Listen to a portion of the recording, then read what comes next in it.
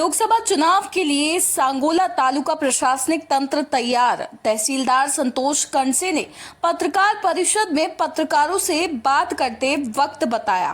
सगळ्यांना माहीत आहे 2024 वर्ष हे निवडणुकाचं वर्ष होत आहे।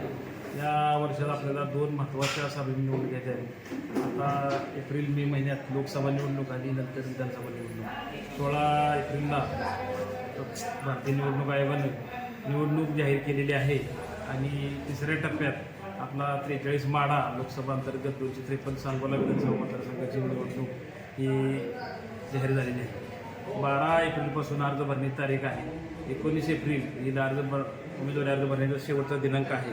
20 एप्रिलला छाननी होणार आहे। 22 एप्रिलला अर्ज माग्याची मुदत आहे आणि जर निवडणूक घ्यायची पाळी आली ती येणारच आहे, निवडणूक होणारच आहे।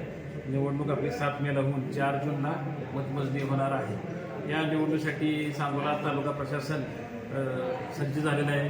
नोडल ऑफिसर, क्षेत्रीय अधिकारी यांच्या बैठक घेऊन ट्रेनिंग झाले, क्षेत्रीय त्यांच्या भेटी होऊन मतदानात कुठं अडथळा होणार नाही आणि मतदान केंद्राची तपासणी आत्तापर्यंत 4 वेळा झालेली आहे।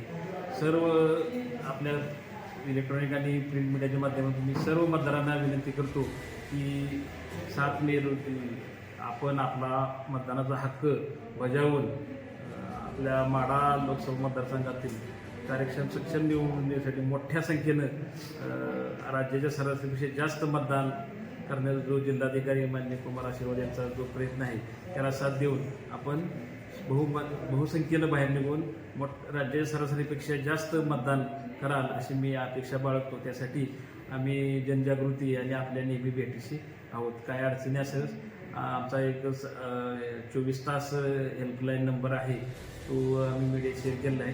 त्याशी काही तक्रार असतील तर आपण त्याची संपर्क साधावा। धन्यवाद।